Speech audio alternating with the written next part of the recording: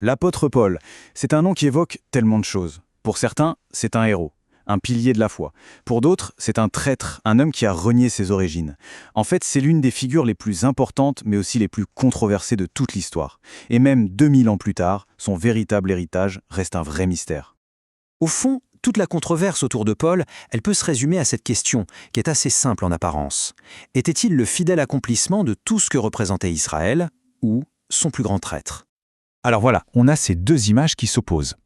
D'un côté, on a Paul le pharisien, le juif dévot, vraiment ancré dans sa tradition, et de l'autre côté, Paul le fondateur, l'homme qui aurait tout simplement rompu avec le judaïsme pour créer une religion toute nouvelle, le christianisme. La grande question, c'est comment est-ce qu'on peut concilier ces deux portraits ? Ça a l'air impossible. C'est justement cette énigme, cette contradiction qui saute aux yeux qu'on va essayer de comprendre ensemble. On va plonger au cœur de ce mystère historique pour voir ce qui s'y cache vraiment. Et il faut bien comprendre que les enjeux sont énormes. Ce n'est pas juste un débat pour les historiens, ça touche à l'identité même de l'une des personnalités les plus influentes qui ait jamais existé. Comment une seule et même personne a-t-elle pu être vue comme un héros de la foi et en même temps comme un traître à son propre héritage ? Alors comment on fait pour résoudre ce paradoxe ? Eh bien, la réponse pourrait se trouver dans un concept super puissant, mais qu'on oublie souvent, la véritable vocation d'Israël. Figurez-vous qu'une thèse de la prestigieuse université de Durham suggère que la clé pour enfin comprendre Paul, elle se trouve dans cette idée de la vocation divine d'Israël. Voyons un peu ce que ça veut dire concrètement. Quand on parle de vocation, ici ce n'est pas juste un métier, non, c'est bien plus profond. C'est l'appel divin, spécifique, qui a été confié à Israël, celui d'être une lumière et une source de salut pour toutes les nations, pas seulement pour lui-même.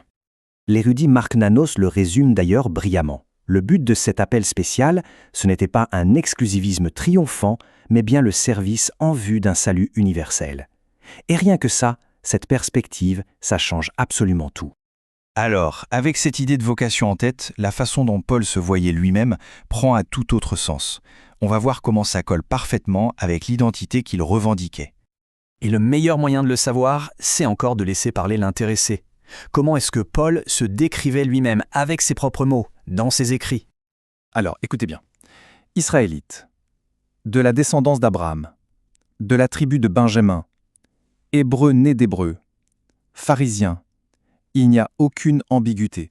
Paul ancre son identité de manière extrêmement ferme dans son héritage juif. Et c'est ça le point crucial à comprendre. Pour lui, son identité juive, ce n'était pas un poids à laisser derrière, pas du tout. C'était la fondation, la plateforme même à partir de laquelle il lançait toute sa mission. Et c'est là qu'on arrive au cœur du paradoxe. Parce que si son identité juive est si fondamentale, comment est-ce qu'on peut la concilier avec sa mission principale, celle qui l'a emmené aux quatre coins du monde connu ? C'est la question qui a perturbé tellement de gens pendant des siècles. Ça semble être une contradiction totale, non ? S'il est l'incarnation même de l'identité juive, pourquoi est-ce qu'il concentre tous ses efforts sur les non-juifs qu'on appelle les gentils ? C'est dans ses lettres aux Romains que Paul nous expose une stratégie divine assez contre-intuitive. Ça se passe en plusieurs étapes. D'abord, Israël trébuche. Suite à ça, le salut est offert aux gentils. Mais attention, l'histoire ne s'arrête pas là. Troisième étape, cette inclusion des non-juifs, elle est faite pour provoquer la jalousie d'Israël. Et cette jalousie, c'est ça la quatrième étape, elle devient le moteur même qui va les ramener au salut. C'est un plan vraiment audacieux. Et voilà, la solution de l'énigme est là.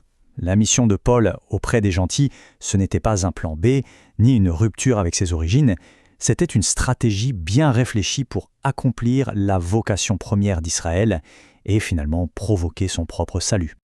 Cette nouvelle façon de voir l'identité et la mission de Paul, ce n'est pas juste une simple leçon d'histoire, loin de là. Ça a des répercussions très profondes pour la manière de vivre sa foi aujourd'hui. Si la vocation de Paul était si étroitement liée à son identité, qu'est-ce que ça nous apprend sur le lien entre notre propre identité et le but de notre vie dans un parcours de foi ? En fait, on est face à deux grands pièges. D'un côté, ce qu'on pourrait appeler une mentalité d'esclave. On sert par devoir, par obligation, sans avoir cette sécurité de se savoir un enfant aimé. Et de l'autre, la mentalité d'enfant gâté.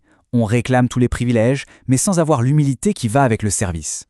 L'équilibre parfait, celui que Paul incarnait, c'est celui du fils qui sert, c'est-à-dire une identité forte, sûre d'elle-même, qui s'exprime par un service humble et volontaire. La sécurité de l'identité nourrit le service, et le service, lui, est la preuve de cette identité. Les deux sont inséparables. Et cet appel, cette vocation, ce n'est pas juste pour des gens exceptionnels comme Paul. On a souvent cette image du saint comme quelqu'un d'une élite spirituelle. Mais dans les textes, Le mot veut simplement dire consacré, mis à part. Et ça s'applique à n'importe quel croyant qui est appelé à un but divin. Donc cette idée d'avoir une vocation, d'être mis à part pour quelque chose qui nous dépasse, ce n'est pas l'exception. C'est en fait une partie fondamentale de l'identité de chaque croyant. C'est un appel qui est universel. Mais attention, cette identité et cette vocation, ce n'est jamais une raison d'être orgueilleux. Au contraire, ça doit mener à l'humilité. Il y a cette histoire incroyable du martyr John Bradford au XVIe siècle. On voyait un criminel qu'on emmenait se faire exécuter. Il aurait dit « Sans la grâce de Dieu, voilà John Bradford ». C'est un rappel très fort que tout ça, c'est un cadeau, ce n'est pas quelque chose qu'on a mérité. On termine donc là où on a commencé, avec Paul. Il a réussi à résoudre l'énigme de sa vie en comprenant que son identité profonde était la base de sa vocation divine. Et du coup, la question qui nous est posée aujourd'hui, c'est celle-ci. Dans notre monde si complexe, comment est-ce qu'un sens profond du but peut à son tour façonner et définir notre propre identité ?